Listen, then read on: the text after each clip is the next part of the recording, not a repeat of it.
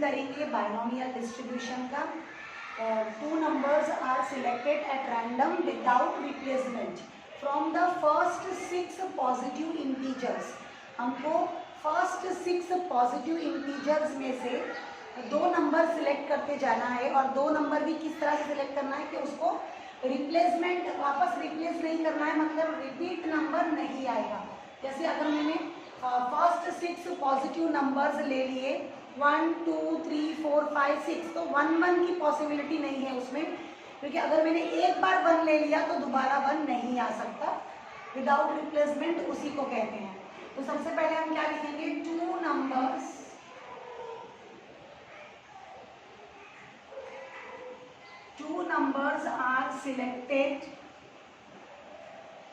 numbers are selected without replacement. Okay, 2 numbers are selected without replacement from this set, from इसमें से select करेंगे आप 1 2 3 4 5 6। ये आपका फर्स्ट पॉजिटिव इंटीजर्स का 6 पॉजिटिव फर्स्ट इंटीजर्स का सेट है 1 2 3 4 5 6। इसमें से आप नंबर सिलेक्ट करने वाले हो, तो आपके नंबर्स कैसे आएंगे, ऐसे आएंगे। मैं आपको समझने के लिए बना देती हूँ। 1 सेलेक्ट किया तो 2, 1 के साथ में 3 आ सकता है, 1 के साथ में 4 आ सकता है, 1 के साथ 5, 1 के साथ 6। अब उसके बाद में नेक्स्ट आपने 2 सिलेक्ट कर लिया, तो 2 के साथ 1 नहीं आ सकता, फिर से 2 3। उसके बाद 2 के साथ 4 आ सकता है, 2 के साथ 5, 2 के साथ 6, इस तरह से 3 के साथ। अब ये 3 मैं यहाँ लिखती हूँ, 3 के साथ 3 के साथ 4, 3 के साथ 5 और 3 के साथ 6। उसके बाद में 4 4 5 4 6, और उसके बाद आप क्या लेंगे, सिर्फ 5 6। इस तरह से आप नंबर सिलेक्ट करेंगे। तो आप देख सकते हैं कि ये कितने नंबर है, 1 2 3 4 5 6 7 8 9 10 11 12 13 14 15, ये 15 नंबर्स है। ठीक है, जो मैंने विदाउट रिप्लेसमेंट करके बनाए हैं आपके समझने के लिए। लेकिन अगर आप पेपर में इतना नहीं बताना चाहते हो, इतना अपने दिमाग पर जोर नहीं देना चाहते हो, तो आप लिख सकते हो direct let s is equal to sample space. आप डायरेक्ट भी ये कर सकते हो, let s is equal to sample space. और फिर आपके एन ऑफ एस में कितने पॉइंट्स आ गए, यहाँ पे तो मैंने लिख दिया है, लिस्ट कर दिया है कि ये 15 है। लेकिन अगर सपोज आपने लिस्ट नहीं किया तो आप कैसे निकालोगे, ये 6 इंटीजर्स में से एट अ टाइम आप 2 सिलेक्ट करोगे। तो 6C2, यहाँ पे आप NCR का फॉर्मूला अप्लाई करिए। NCR का फॉर्मूला अप्लाई करने के बाद भी आपको इसका आंसर 15 ही आएगा। ओके, तो बोथ भी आप कर सकते हो। उसके बाद में आपको क्या करना है, रैंडम वेरिएबल x क्या होता है ये डिफाइन करना है। तो मेरा रैंडम वेरिएबल x क्वेश्चन में आप देख सकते हो कि लिखा हुआ है let x denote the larger of the 2 numbers obtained. वही मैं कॉपी कर लेती हूँ, लेट x डिनोट द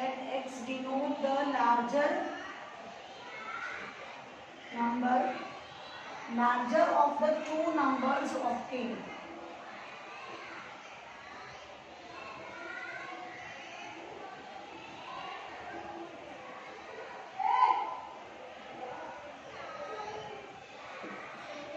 देखो यदि इसका मतलब क्या है, अगर ये लाइन आप लेते हो, ये लाइन अगर आप लेते हो तो इसमें लार्जर नंबर क्या है, 6। हाँ, इस लाइन में आपका लार्जर नंबर इधर भी 6 ही आ रहा है, ऐसे देखते हैं हम लोग। या एक एक नंबर लेते हैं, ये नंबर पहले मेरा है, तो इसमें से दोनों में अगर ये पहला नंबर मैं लेती हूँ तो लार्जर नंबर क्या आएगा, 2।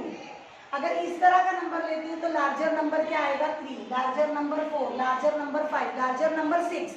लेकिन इन ऑल दिस केसेस कहीं पर भी मेरा लार्जर नंबर 1 नहीं हो सकता, क्योंकि मैंने नंबर सिलेक्ट किया है 1 से लेके 6 में से, और 2 नंबर्स का मैंने ग्रुप बनाया है, 2 नंबर का ग्रुप बनाया है। तो 2 नंबर के ग्रुप में से अगर मैं ये लेती हूँ तो ये लार्ज हो जाएगा, ये लेती हूँ तो ये लार्ज हो जाएगा, ये लार्ज हो जाएगा, ये और ये।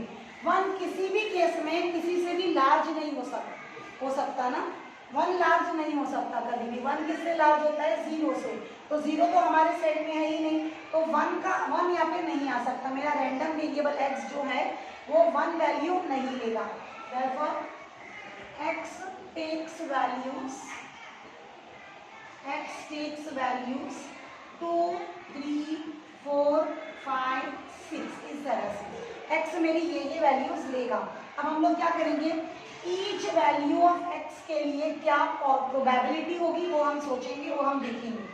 तो पहला मैं ले रही हूँ when x is equal to 2।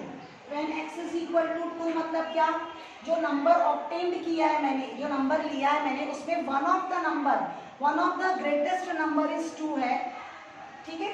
That is in obtained number one of the greatest number is one of the larger number, we should say larger, one of the larger number is 2, then the smaller number is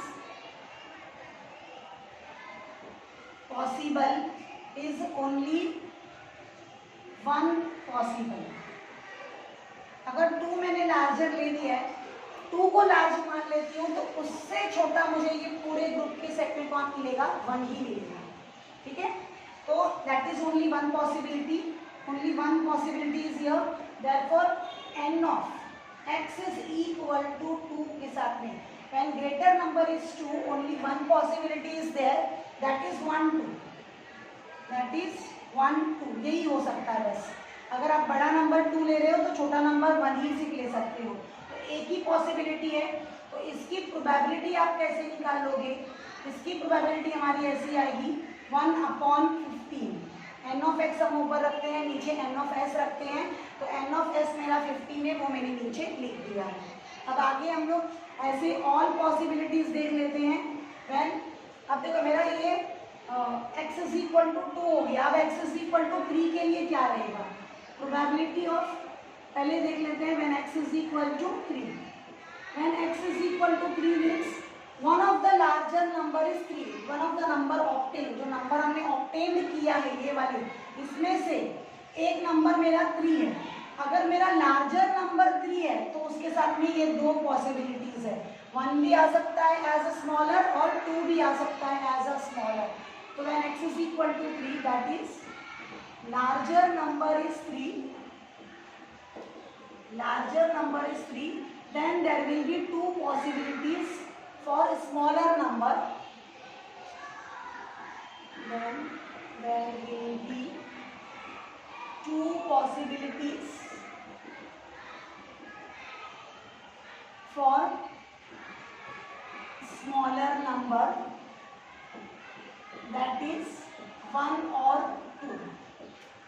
Now from these two, one number can be selected. From these two numbers, one number can be selected. One number can be selected as selected in 2C1 ways. Okay, दो में से कोई एक आएगा, तो 2C1 का answer क्या आता है 2, दैट इज 2। तो ये मेरा हो गया n of x is equal to 3, मतलब जब आपने लार्ज नंबर 3 को कंसिडर किया है तो इसके साथ में 2 नंबर्स के पॉसिबिलिटीज है कि स्मॉलर होंगे, दैट इज मैं यहाँ पे लिख देती हूँ, 1 के साथ भी 3 हो सकता है और 2 के साथ भी 3 आ सकता है, ऐसे 2 नंबर्स आ सकते हैं इसके अंदर। तो आप देख सकते हैं कि ये पैटर्न फॉलो कर रहे हैं। जब ग्रेटर नंबर मैंने 2 लिया था तो यहाँ पे न्यूमरेटर में 1 आ रहा था। जब मैंने ग्रेटर नंबर यहाँ पे x इज इक्वल टू 3 लिया तो आपका यहाँ पे n ऑफ x 2 आ रहा है। इसकी प्रोबेबिलिटी लिखनी बाकी है, लिख लेती हूँ। Probability of x is equal to 3 क्या आ जाएगा 2/15, यानी यहाँ मैं 3 ले रही हूँ तो इधर 2 आ रहा है। तो ये पैटर्न समझने के बाद में आप कर सकते हो। चाहिए तो एक और आप देख लीजिए, when x is equal to 4, when x is equal to 4 मतलब आपका लार्ज नंबर 4 है। अगर लार्ज नंबर 4 है तो इसके साथ आने के चांसेस किस किस के हैं, 3 आ सकता है, 2 भी आ सकता है इसके साथ, और 4 के साथ 1 भी आ सकता है। तो ये इतनी पॉसिबिलिटीज हमारी किसके साथ है, when x is equal to 4, यानी 3 पॉसिबिलिटी है। तो यहाँ पे न्यूमरेटर में आपको क्या मिलेगा, इसमें 3, तो आप डायरेक्ट लिख दिए probability of x is equal to 4 में क्या आंसर आ रहा है मेरा 3 upon 15। Similarly probability of x is equal to 5 में अब क्या आ जाएगा, अब आप पैटर्न समझ गए होंगे, 4 अपॉन 15 और x इज इक्वल टू 6 में आपका कितना आ जाएगा 5 अपॉन 15। अब इसका मुझे क्या निकालना है, एक्सपेक्टेशन ऑफ x भी निकालना है। ओके, इसका एक्सपेक्टेशन ऑफ x आपको कैलकुलेट करना है। तो एक्सपेक्टेशन ऑफ x का फॉर्मूला होता है summation of xi pi, summation of xi pi। मैं यहाँ पे करती हूँ, ये इधर रब कर लेती हूँ थोड़ा सा।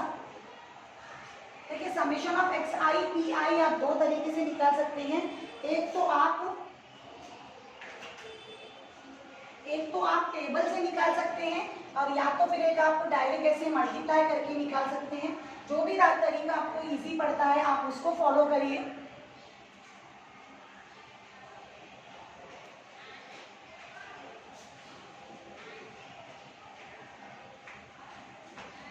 और अगर आपको प्रोबेबिलिटी डिस्ट्रीब्यूशन टेबल बनाना है तो वो भी यहाँ पे बना सकते हैं आप।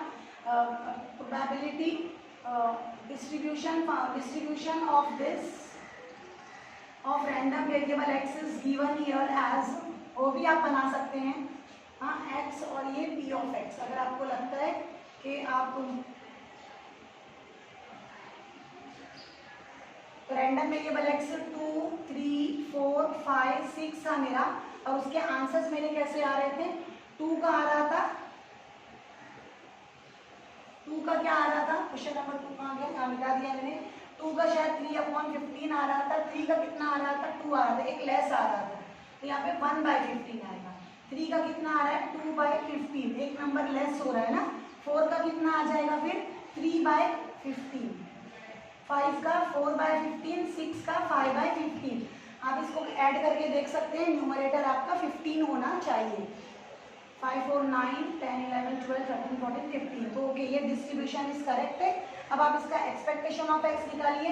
एक्सपेक्टेशन ऑफ x इसका क्या हो जाएगा, समेशन ऑफ xi pi, यानी इसको इससे मल्टीप्लाई करना है, xi को pi से मल्टीप्लाई करते जाना है आपको। तो ये हो जाएगा 2 into 1/15 plus 3 into 2/15 plus 4 into 3/15 plus 5 into 4/15 plus 6 into 5/15। आप यहाँ से 1/15 कॉमन ले सकते हैं, ये हो जाएगा 2 6 12 20 और 6 5 30। अब इसको आप ऐड कर लीजिए, ये कितना हो जाएगा आपका 6 7 8 9 10, यहाँ पे 0 मिल गया आपको, 3 + 2 5 6 और ये 7, तो ये आपको मिल गया 70/15। 70/15 को आप इजीली कैंसिल कर सकते हो। मैं यहाँ पे 5 से कैंसिल कर रही हूँ, 5 3 = 15, 5 1 = 5, 5 4 = 20। तो आपका आंसर आ गया 14/3। ये आपका फाइनल आंसर है इस क्वेश्चन का। आपको सिर्फ इसमें एक्सपेक्टेशन ऑफ 14 मैंने बोर्ड पे लिख दिया है। Let x denote the sum of the numbers obtained when 2 fair dice are rolled. आप सबको पता है कि जब हम 2 फेराडाइज रोल्ड करते हैं, फेंकते हैं, तो हमको आउटकम किस तरह से मिलता है, आप ये 10th स्टैंडर्ड से देख रहे हो, है ना। अब हमारा x क्या है, वो 2 डाइस पे आपको जो नंबर मिल रहा है उसको आपको सम करते जाना है, ठीक है। तो मैं स्टार्ट करती हूँ आंसर अपना। ज़्यादा डिटेल में इसको बताने का ज़रूरत नहीं है, क्योंकि आप इसका सैंपल स्पेस कई बार लिख चुके हैं।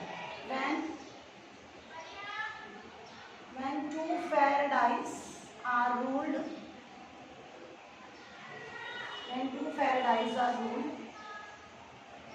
the sample space of the experiment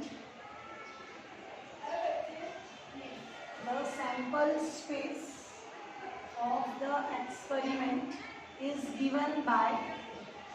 given as follows. The sample space of the experiment is,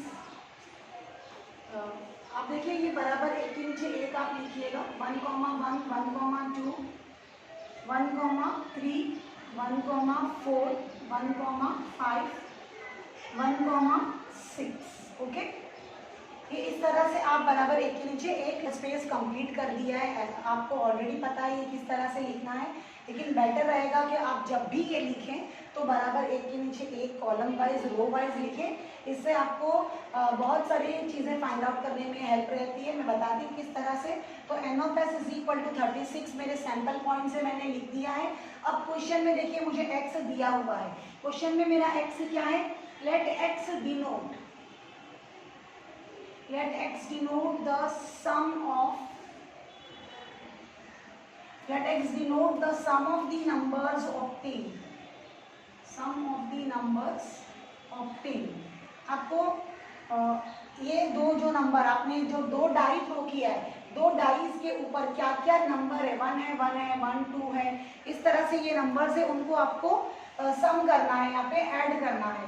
therefore आप देख सकते हैं कि कहीं पर भी आपको ऐड, सबसे स्मॉलर नंबर ये दो डाइस पे आपको मिले हैं 1,1, लेकिन आप इसको भी सम करेंगे, प्लस करेंगे तो आपको 2 मिलेगा, कहीं पर भी 1 नहीं मिलेगा। तो your random variable x, whatever we have considered as our random variable x, that takes values starting from 2 से लेगा वो, ठीक है। 2 के बाद आप देखेंगे ऐड करने पर आपको 3 मिल सकता है, यहाँ पे 4 मिल रहा है, 5 मिल रहा है, 6 मिल रहा है, 7 मिल रहा है, 8 मिलेगा। ऐसा पूरा आपको लास्ट 12 तक के नंबर मिलेगा, सबसे बड़ा नंबर क्योंकि इधर है, और इन दोनों को ऐड करने पर आपको कितना आएगा, 12। तो x टेक्स वैल्यूज 2 3 4 5 6 7 8 9 10 11 और 12। ओके, अब हम लोग क्या करेंगे, हर रैंडम वेरिएबल x के साथ x की क्या पॉसिबिलिटी है, क्या प्रोबेबिलिटी है, वो कैलकुलेट करेंगे और एक टेबल के फॉर्म में लिखना इसको ज़्यादा इजी रहेगा। तो मैं यहाँ पे ले लेती हूँ xi और यहाँ पे उसकी प्रोबेबिलिटी ऐसे ये टेबल ड्रॉ कर लेती हूँ। तो अब फर्स्ट पॉसिबिलिटी क्या है कि मेरा x ले रहा है वैल्यू 2, मतलब ऐड करने पर, सम करने पर मुझे कितना मिल रहा है, 2। तो ऐसा एक ही चांस है, मुझे एक ही बार ऐसे मिलेगा, तो ये आ जाएगा मेरा 1/36, ये प्रोबेबिलिटी लिख रही है। 2 कितनी बार मिलेगा ऐड करने पर, देखिए 2, अगर आपको ये नंबर मिल जाता है 1 2, तो उसी लाइन में आप चेक करेंगे तो आपको दूसरा नंबर मिल जाएगा 2 1, यानी ऐड करने पर, सम करने पर 3 आने का चांस 2 ही बार होगा, तो ये होगा 2/36। इसी तरह 4 के लिए आप देख सकते हैं एक 4 आपको मिल गया तो उस लाइन में आपको सब 4 मिल जाएंगे, तो कितने मिल गए मुझे, 3। 4 आने के चांसेस कितने हो गए उधर, 3/36, और ये हो गया 5 के लिए आप देख सकते हैं एक 5 मैंने यहाँ पे पकड़ लिया है, चूज कर लिया है, तो ये 1, ये देखो ये पूरी लाइन 5 देगी मुझे, ओके। तो ये 1 2 3 4, तो यहाँ पे मेरा आंसर आ गया 4/36। इसी तरह 6 के लिए मैं लूंगी, 6 के लिए मैंने एक पहले 6 ले लिया, sum of the numbers on the 2 die 6 यहाँ पे मिलेगा मुझे पहला, तो ये 6 मिल गया, तो ये लाइन पूरी मुझे मिलेगी 6 की। तो बस आप इस लाइन को काउंट कर लीजिए, 1 2 3 4 5। आप देख सकते हैं कि ये आंसर्स भी एक पैटर्न को फॉलो कर रहे हैं, और वो पैटर्न क्या है कि न्यूमरेटर काउंटिंग ले रहा है 1 2 3 4 5 इस तरह से। अब ये सेकंड नेक्स्ट नंबर मेरा 7 आ जाता है। 7 के लिए क्या करूँगी मैं, ये लाइन सिलेक्ट करूँगी, पूरे नंबर्स मुझे 7 देंगे, तो आपको पता है कि इस तरह की पूरी लाइन कितनी होती है, 6। और यहाँ से भी आप इस पैटर्न को देख सकते हैं, ये इंक्रीजिंग ऑर्डर में जा रहा है। अब आ जाते हैं हम लोग 8 पे। 8 के लिए आप ये देखिए पहला नंबर 6,2 आपको 8 देगा, तो ये एक नंबर मिलने के बाद आप देखेंगे कि उसके क्रॉस में सारे नंबर का एडिशन आपको 8 ही मिलेगा। बस अब आपको गिनना है, तो मुझे पता है ये 5 होगा, 5/36, क्योंकि अब इसके बाद के नंबर डिक्रीजिंग ऑर्डर में जाते जाएंगे, 5 4 3 2 ऐसे कम होते जाएंगे। तो अगर पेपर में आपके पास टाइम है तो आप ये डायरेक्ट भी लिख सकते हैं, नहीं याद है आपको तो आप ऐसे बना के भी लिख सकते हैं, लेकिन इसको बनाने करने पे कोई मार्क्स नहीं है। इस टेबल को आप ये डायरेक्ट भी आपने लिखा तो इट्स ओके। आपको अगर याद है कि ये इस तरह का पैटर्न फॉलो करते हैं, 1 2 3 4 5 6, अब फिर कम होना शुरू हो जाएगा, 6 5 3 2 ऐसा, ठीक है। 9 के लिए मैंने ये लाइन ले ली है, देखिए आप इधर 1 2 3 4, मैं थोड़ा फास्ट लेती हूँ क्योंकि आप समझ गए हैं कैसे करना है। 10 के लिए मैं ये लाइन ले रही हूँ, तो 3 एलिमेंट्स आ गए, 3/36। 11 के लिए फिर 2 आ गए, तो ये 2/36। और ये 12 के लिए मुझे कितना मिलेगा, फिर से 1। तो आप देख सकते हैं कि 6 पर पहुंचने के बाद फिर से ये डिक्रीजिंग ऑर्डर शुरू हो गया था, 6 5 4 3 2 1 इस तरह से। ओके, अब आपको क्या करना है, इसमें स्टैंडर्ड डेविएशन निकालना है। स्टैंडर्ड डेविएशन निकालने के लिए हमको एक्सपेक्टेशन ऑफ एक्स को निकालना ही पड़ता है, और एक्सपेक्टेशन ऑफ एक्स क्या होता है मेरा, एक्स आई पी आई।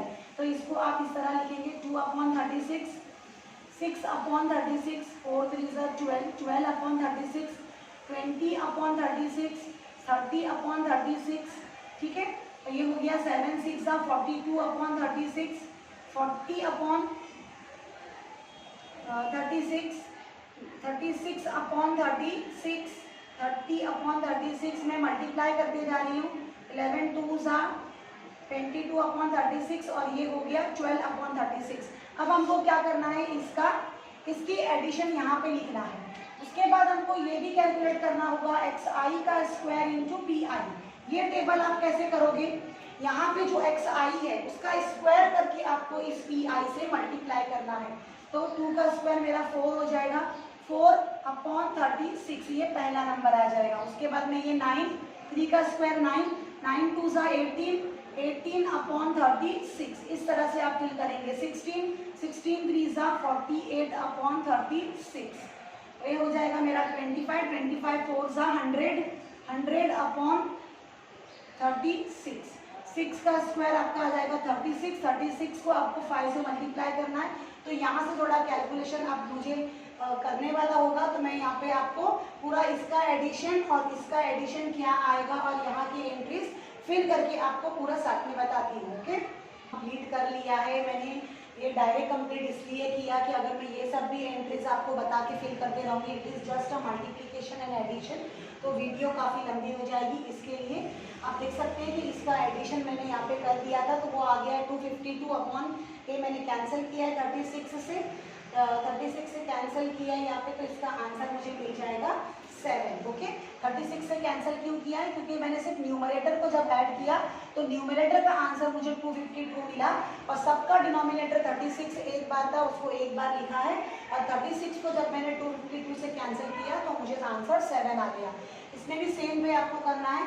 पहले मैंने सब न्यूमरेटर को ऐड किया, तो आप देख सकते हैं काफ़ी बड़ा नंबर है 1974, और सबका डिनोमिनेटर 36 मैंने एज इट इज रहने दिया।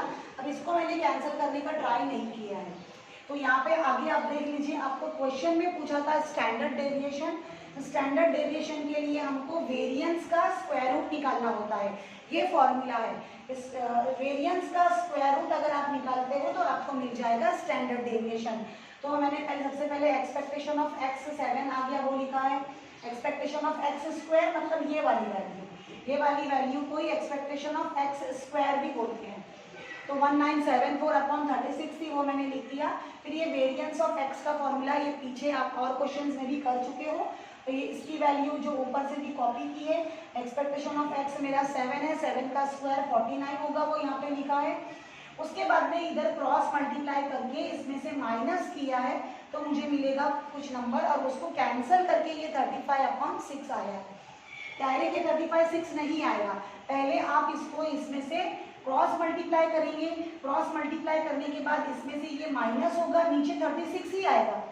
36 आने के बाद में आप जब कैंसिलेशन करेंगे तब आपको फाइनल आंसर आएगा 35/6। तो वो आपका वेरिएंस ऑफ एक्स होगा। वेरिएंस ऑफ एक्स का मैंने स्क्वायर रूट यहाँ पे निकाला है, तो वो आ जाएगा आपका 2.42। आपको एग्जाम में लॉग टेबल की बुक मिलती है स्क्वायर रूट्स कैलकुलेट करने के लिए। इस तरह के कुछ डिफिकल्ट स्क्वायर रूट आ जाए तो उसको निकालने के लिए आपके पास में लॉग टेबल में डायरेक्ट तरीका है, उसको देख के आप निकाल सकते हो, तो आपका आंसर आ जाएगा 2.42। ओके, तो हम लोग इसके बाद का क्वेश्चन नंबर 15 देखते हैं। 15 में पूरा नहीं करवाऊंगी, 15 का मैं आपको सिर्फ ये टेबल किस तरह से बनेगा बताने के बाद में, उसमें भी आपको expectation of x he calculate करना है। तो ये टेबल बनने के बाद मैं आपको फॉर्मूला लिखकर और आपको होमवर्क दे दूंगी आगे कैलकुलेशन का। अदरवाइज वीडियो बहुत बड़ी हो जाती है, और बच्चे ये सब मल्टीप्लिकेशन और एडिशन तो आप कर ही सकते हो, आप ट्राई करोगे तो आपको आ ही जाएगा। ओके, 15 है ये, और क्लास है 15 स्टूडेंट्स। मेरे पास एक क्लास है, उसमें 15 स्टूडेंट्स बैठे हुए हैं, और उनकी एजेस क्या है मैंने उनसे पूछकर एक एक करके नोट डाउन करी हुई है, जो कि यहाँ पे दी हुई है 14, 17, 15, कोई बच्चा 14 ईयर्स का है, कोई 17 है, ऐसे ऐसे करके ये पूरे 15 स्टूडेंट्स का एज मैंने यहाँ पे लिख दिया है। अब मैं क्या करती हूँ कि मैंने एक स्टूडेंट सिलेक्ट किया और उसका एज नोट डाउन किया, तो वो मेरा रैंडम वेरिएबल इधर x है। x let x age of the selected student, age जो स्टूडेंट मैंने सिलेक्ट किया है उसकी क्या एज आएगी ये मुझे नोट डाउन करना है, वो मेरा रैंडम वेरिएबल x बनेगा इसमें। और आपको इस क्वेश्चन में प्रोबेबिलिटी डिस्ट्रीब्यूशन फंक्शन भी बनाना है, मतलब प्रोबेबिलिटीज का जो हम सिंपल टेबल बना देते हैं क्वेश्चन नंबर 1 में, बिल्कुल इसी तरह। और उसके बाद आपको उसका मीन, वेरिएंस और स्टैंडर्ड डेविएशन कैलकुलेट करना है। तो यहाँ तक मैं आपको बना के दे दूँगी और इसके बाद ये आपको खुद से सॉल्व करना रहेगा। तो देखिए पहले, सबसे पहले हम लोग क्या करते हैं, अपना रैंडम वेरिएबल x से पहले मैं यहाँ पे ले लेती हूँ अ class has 15 students, a class has 15 students whose ages are, जो भी क्वेश्चन में लिखा हुआ है सेम वैसे ही कॉपी कर रही हूँ, whose ages are, आप आगे देख के पूरा यहाँ तक 20 ईयर्स तक के आप लिख दीजिएगा, 20 ईयर्स, ठीक है। ये इस तरह से आपको अपना आंसर स्टार्ट करना है। अब उसके बाद मैं अपना रैंडम वेरिएबल x यहाँ पे लेती हूँ, let x be the age of the selected student,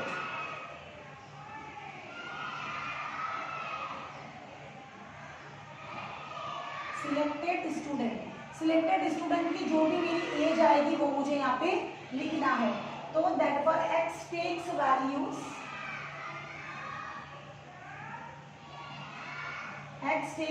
देखो x क्या ले सकता है वैल्यू, 14 ले सकता है, 15 ले सकता है, 16 ले सकता है, 17, 18, 19 एंड 20। इस तरह से रैंडम वेरिएबल x मेरी वैल्यूज ले सकता है। मैंने ये जल्दी करने के लिए थोड़ा यहाँ पे लिख के रख दिया है कि 14 एज के कितने स्टूडेंट्स हैं, 15 के कितने हैं, ऐसे। तो अब हम लोग डायरेक्ट इससे ये प्रोबेबिलिटी ऑफ x जो भी है उससे रिलेटेड मेरा मैं देख लेती हूँ कि कितना कितना आंसर उसका आएगा हर एक रैंडम वेरिएबल का। तो 14 का आपको क्या मिलेगा, 2/15। इसी तरह probability of x is equal to 1 का आपको क्या मिलेगा, 15 का आपको क्या मिलेगा, 1/15। ऐसे करके आप इधर ये टेबल बना लेंगे। मैं प्रोबेबिलिटी का डिस्ट्रीब्यूशन टेबल डायरेक्ट बनाती हूँ इधर। रैंडम वेरिएबल x क्या ले रहा है, मेरी वैल्यूज यहाँ पे आ जाएगा 14, 15, 16, 17, 18, 19 एंड 20। तो इसका आंसर आ जाएगा फर्स्ट वन का 2/15। यहाँ पे आप लिख दीजिए x p of x।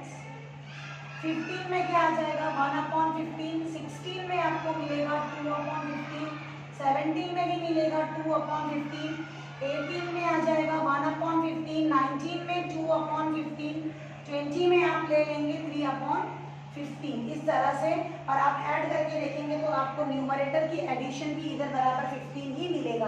तो ये मेरा प्रोबेबिलिटी डिस्ट्रीब्यूशन फंक्शन का टेबल रेडी है। अब आप इसका मीन निकालेंगे। मीन के लिए हम लोग क्या करते हैं, आपको पता है मीन निकालने के लिए ये एक्स आईज है मेरे, ये एक्स आई को मैं ये पी आई से मल्टीप्लाई करती हूँ।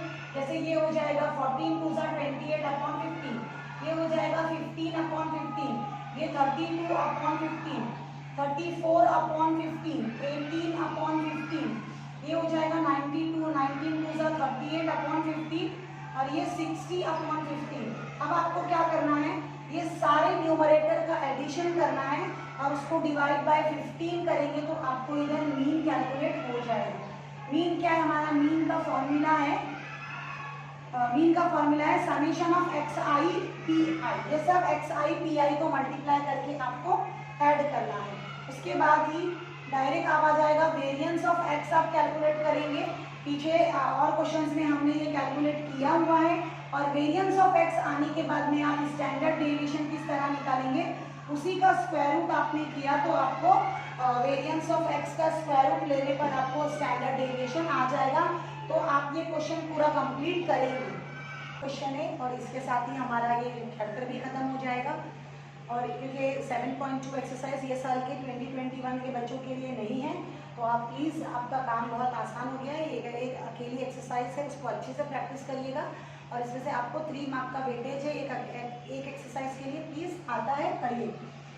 लास्ट क्वेश्चन देख लेते हैं। एक मीटिंग है, उसमें 75% ऑफ द मेंबर्स फेवर में है and oppose a certain proposal, और 30% क्या कर रहे हैं, एक प्रपोजल वहाँ पे रखा गया है, उसको अपोज कर रहे हैं। 70% मेंबर्स उस प्रपोजल को मान लेते हैं और 30% उसके फेवर में नहीं है, उसके खिलाफ है। अब member is selected at random, मैंने क्या किया, एक मेंबर सिलेक्ट किया है और उसका प्रपोजल टेक डाउन किया है। अगर वो रिजेक्ट करता है, अपोज करता है, तो मैं उसको x इज इक्वल टू 0 ले लूँगी, और अगर वो प्रपोजल के फेवर में है तो मैं उसको x is equal to 1 count करूँगी। Find e of x and v of x, हमको ये दोनों निकालना है, ठीक है। तो हम लोग क्या करेंगे, पहले मैं सबसे पहले यहाँ पे क्या लिखूंगी, मेरा रैंडम वेरिएबल x क्या है। Let x a member from a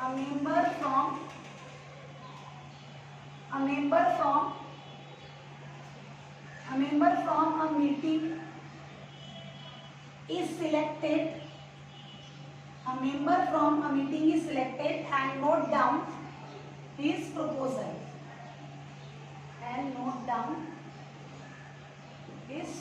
उसके प्रपोजल को हमने नोट डाउन कर लिया।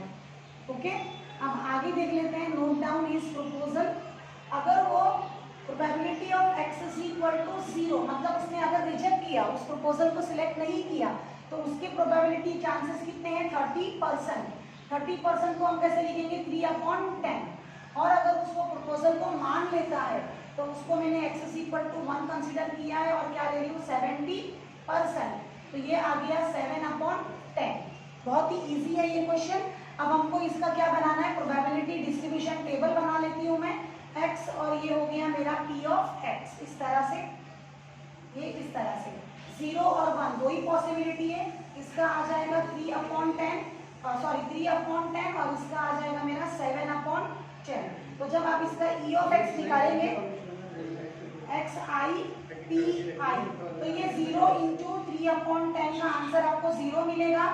1 इंटू 7/10 का आंसर आपको 7/10 मिलेगा। और जब आप इसको ऐड करेंगे तो इसका आंसर आपको फाइनली आ जाएगा 7/10, यानी आ गया आपका आंसर 0.7। उसके बाद आपको क्या निकालना है, variance of x। Variance of x क्या होता है, summation of xi square into pi। xi का स्क्वायर लेके जाना है, तो 0 का स्क्वायर इंटू 3/10 प्लस 1 का स्क्वायर इंटू 7/10, ये हो गया। तो ये 0 मिलेगा आपको। 1 का स्क्वायर 1 ही आएगा, 1 इंटू 7/10। सॉरी, ये वेरिएंस ऑफ x नहीं निकाल रही हूँ मैं ये निकाल रही हूँ ये एक्सपेक्टेशन ऑफ x स्क्वायर। इसको आप ऐसे भी लिख सकते हो। तो ये आपका आंसर आ गया 7/10। अब वेरिएशन ऑफ x स्क्वायर निकाल लिया है। अब हम लोग वेरिएंस ऑफ x देख लेंगे। वेरिएंस ऑफ x का फॉर्मूला क्या है, एक्सपेक्टेशन ऑफ x का square minus expectation of x whole square. इसको इस तरह भी लिखा जाता है। इसका मतलब वही हुआ, समेशन ऑफ xi का square into pi minus summation of xi pi। ये कॉम्पैक्ट फॉर्म में है और ये फॉर्मूले के फॉर्म में है। तो इसका फर्स्ट वन का आंसर मेरा कितना आ गया है, 7/10 में से माइनस क्या कर रही हूँ मैं, एक्सपेक्टेशन ऑफ x जो मेरा 7/10 ही आया है, उसका स्क्वायर माइनस कर रही हूँ। ओके, तो ये हो जाएगा 7/10 माइनस 49/100। क्रॉस मल्टीप्लाई करेंगे, या इसको मैं 10 से मल्टीप्लाई कर देती हूँ, तो ये हो जाएगा 70 माइनस 49/100 और इसका आंसर आ जाएगा 21/100 and that is equal to 0.21। और यहाँ पे आपका ये आंसर कंप्लीट हो जाता है और इसी के साथ में हमारा ये चैप्टर भी कंप्लीट हो जाएगा। ओके।